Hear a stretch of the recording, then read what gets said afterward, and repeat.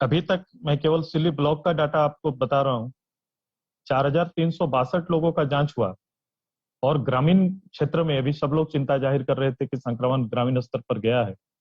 ग्रामीण क्षेत्र में 930 लोग, 4,362 में से 930 लोग संक्रमित पाए गए हैं।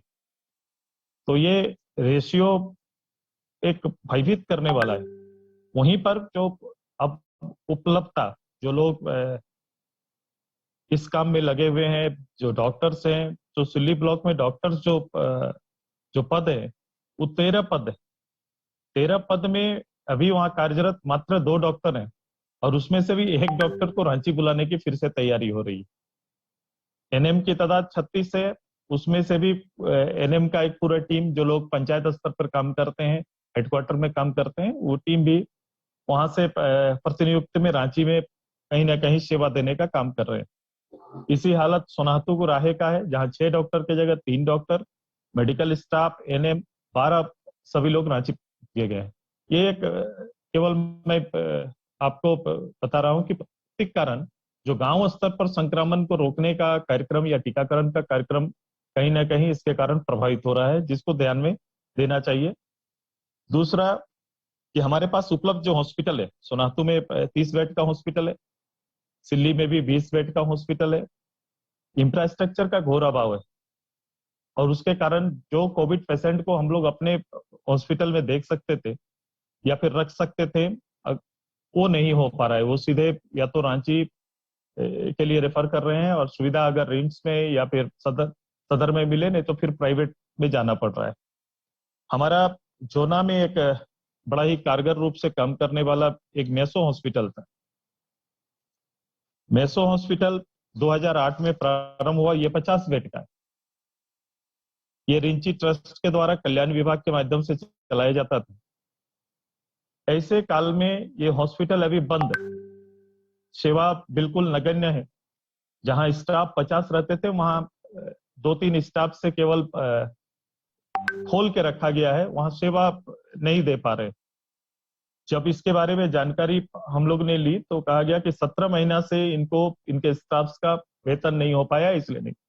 मेरा माननीय मुख्यमंत्री जी से आग्रह है कि उस आसपास के 2-3 जो प्रभावित एरिया प्रखंड है, अनगढ़ा, राहे, सिल्ली के अत्यंत गरीब लोगों के लिए यह संजीवनी हॉस्पिटल था। इसको तुरंत से प्रारंभ होना चाहिए और जो भी इनके कमियां हैं इसको दूर करना चाहिए। मैं ये बेसिक वहां पर जो अभी टीकाकरण का काम भी, चूंकि 2,10,000 ये टीकाकरण की आवश्यकता होगी, वो 18 साल से ऊपर के लोगों का, तो इतने बड़े तादाद में टीकाकरण के लिए भी मैन पावर नीचे रखना पड़ेगा। क्योंकि प्रतिनियुक्ति के स्टाफ जब वापस जाएंगे तब ये काम संभव हो सकता है। तो इसका एक सरल उपाय आपको निकालना पड़ेगा। अभी सभी लोगों ने सुझाव दिया कि जो लोग रिटायर्ड हो गए हैं उनकी सेवा बहाल की जा सकती है। ऐसा हुआ है, आपात स्थिति में हम लोग ने सोल्जर्स का इस्तेमाल हम लोग करते हैं। उसी तरह आज हेल्थ आपात स्थिति है, इसमें आप इस तरह से रिटायर्ड जो लोग सेवा अनुभव है जिनका, उनका उपयोग आप कर सकते हैं। साथ ही साथ जो एएनएम या डॉक्टर पास आउट हैं या लास्ट ईयर के हैं, इन सभी को एक कॉन्ट्रैक्ट जॉब के तहत आप शामिल कर सकते हैं, ताकि हेल्थ मैन पावर को हम लोग बढ़ा सकते हैं और ये राज्य में सेवा में अपने आप को समर्पित कर सकते हैं। मैं गांव स्तर पर अभी जो स्थिति है संक्रमण का, उसका मूल 2-3 कारण सभी लोगों ने इंगित किया। मैं केवल उसको हाट, जैसे गांव में साप्ताहिक हाट का एक चलन है क्योंकि वो व्यापार का केंद्र भी है। विवाह श्राद्ध, विवाह श्राद्ध गवर्नमेंट का डायरेक्शन निश्चित रूप से है कि इतने लोगों के बीच में आए, लेकिन ट्रेडिशनल जो स्थिति है हमारी, वो लोग जुड़ जा रहे हैं। इसमें एक निश्चय किया जाए कि हाट का समय निश्चय कर दिया जाए कि हाट इतने 2 घंटा के लिए हाट खुला रहेगा या हाट लगेगा।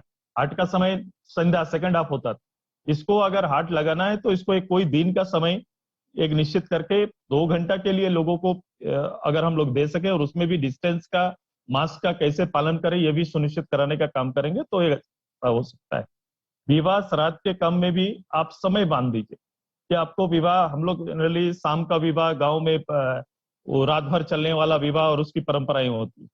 अगर कोई निश्चय विवाह तय हुआ है या श्राद्ध का काम तो निश्चय होता है, तो इसको तय समय सीमा के अंदर इसको पूरा करे और उसकी एफिडेविट निश्चित पदाधिकारी के यहाँ पूर्वतः आप लेके इनको कंप्लीट कराने का सिस्टम। नीचे पंचायत स्तर पर, मैंने पहले इसीलिए कहा था कि पंचायत स्तर पर जो वॉलेंटियर्स हमारे हो सकते हैं, जनप्रतिनिधि हैं, उनकी अपील बहुत जरूरी है। उनको सामने आकर टीकाकरण में वो सहायक बने। ये सारे रीति रिवाज के कामों में उनका सेवा लिया जा सकता है। एज ए वॉलेंटियर्स वो बेहतर काम कर सकते हैं।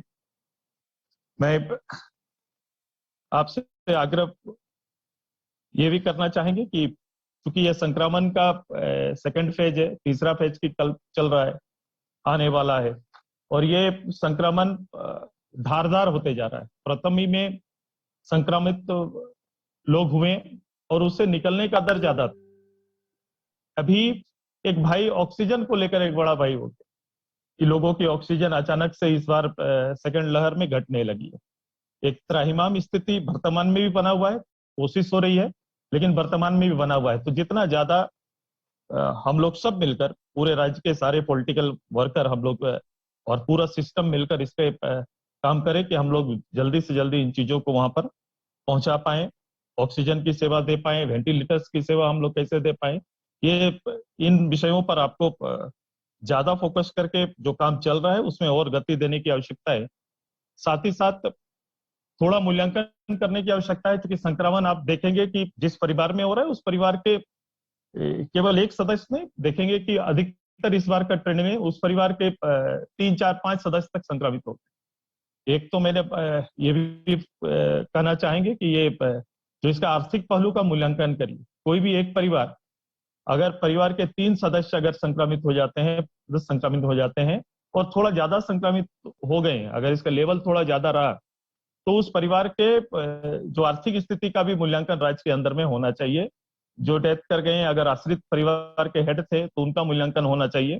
साथ ही साथ अभी चूंकि हम मई के महीने में हैं, 1 महीने में जून में जाएंगे, हमेशा हम लोग रोजगार के लिए गांव के लॉकडाउन के बाद लोगों के हाथ में रोजगार बना रहे तो फोकस मनरेगा करते हैं। चूंकि बारिश आने वाला है, जून से बारिश प्रारंभ हो जाएगा, तो मनरेगा का जॉब क्रिएट भी हम लोग नहीं कर पाएंगे।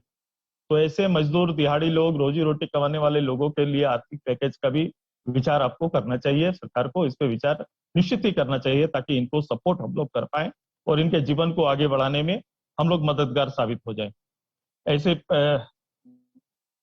कोरोना का जो शहरी क्षेत्रों में मृत्यु के उपरांत संक्रमण लोगों की जो सूची आ रही है, वो डाटा आप भी महसूस कर रहे होंगे। चूंकि मैंने अभी सुना था मंत्री आदरणीय जोवा मांझी जी कह रहे थे गांव स्तर पर, सोचो वो हमारा कोल्हान का उस क्षेत्र में इतनी बड़े तादाद में सूचनाएं संग्रह हो रहा है कि लोग की मृत्यु हो रही है। गांव वाले उस मृत्यु को सामान्य रूप से ले रहे हैं और उसका दाह संस्कार की जो प्रक्रिया है वो जनरल प्रक्रिया में जा रहे हैं। तो एक गांव अभी भी ब्लॉक स्तर पर या गांव स्तर पर जो संक्रमण से मृत्यु हो रहे हैं, उसका प्रोटोकॉल जो मृत्यु के बाद उनका होता है कि उनको दाह संस्कार का, उसको नहीं अपनाना एक बड़ा संक्रमण का कारण बन रहा है। इसके उसको कैसे प्रोटोकॉल को हम लोग वहां निश्चित कर पाए, इस पर भी विचार करना चाहिए और गाइडलाइन इसका भी जारी होना चाहिए। ये संक्रमण के और जितने भी पहलू हैं, एक एक करके मैं चाहूंगा कि सभी लोग, जितने लोग हैं सभी लोग, चूंकि एक समय ऐसा होता है जब लोग बात और चर्चा या सहायता मांगते हैं तो असहाय होना पड़ता है, चाहे कोई भी रहे, वो सरकार के पद पे रहे, विधायक रहे, पार्लियामेंट मेंबर रहे, कि हम उपलब्ध नहीं करा सकते हैं। अभी आदरणीय सांसद का ने एक विचार रखा है कि जनरल रोग, जो असाध्य रोग से पीड़ित, उनके लिए बेड सुनिश्चित नहीं है। सभी में कोविड इलाज चल रहा है, डॉक्टर उसमें व्यस्त हैं, जनरल इलाज के लिए दर दर भटकना पड़ता है और ये तो रेगुलर ट्रीटमेंट में रहने वाले लोगों के लिए कठिन स्थिति आई है। हम उनके लिए भी कोई सुनिश्चित वार्ड डॉक्टर्स हम लोग को अलग करके रखना पड़ेगा, ताकि वहां जाकर लोग जो जनरल इलाज वहां पर करा सकें और भविष्य के लिए भी, आने वाले समय में भी इसके तीसरे लहर का या आने वाला समय ये किस स्वरूप में हमारे बीच में आएगा, क्योंकि उम्र के हिसाब से चीजें बदली है। पहला जो आया तो उम्रदार लोगों पर ज्यादा प्रभावी रहा, दूसरा युवाओं पर ज्यादा प्रभावी है, तीसरे की कल्पना जो आ रही है वो खासकर बच्चों के ऊपर ज्यादा संक्रमण का असर हो सकता है। तो इस पर भी हमें एक प्लान करना चाहिए, राज्य सरकार को, हम सबको मिलके, पूरे पॉलिटिकल पर्सन को मिलकर प्लान करना चाहिए। मेरे जो सुझाव थे मूल्यवान, मैंने आपके बीच रखने का काम किया, ताकि इस देश को, इस राज्य को हम लोग इस कोविड के इस वातावरण से और आम लोगों को कितना सहज हेल्थ सुविधा दे सके और उनको जीवन को सुरक्षित रखे, हम लोग सब इस राज्य को आगे बढ़ा सके। इसको हम सब मिलकर पहल करेंगे। आपने बहुत बहुमूल्य समय चर्चा के लिए रखा, इसलिए आपको अपना आभार व्यक्त करते हैं और उम्मीद करते हैं कि इस चर्चा के विषय को आगे भी कंटिन्यू रखेंगे और जिन बातों का जिक्र मैंने अपने क्षेत्र विशेष पर किया है वो उस पर ध्यान केंद्रित करते हुए यथाशीघ्र कार्रवाई करने की आप निर्देश देंगे। इन्हीं बातों के साथ आदरणीय मुख्यमंत्री जी, आपको बहुत बहुत बधाई, बहुत बहुत धन्यवाद।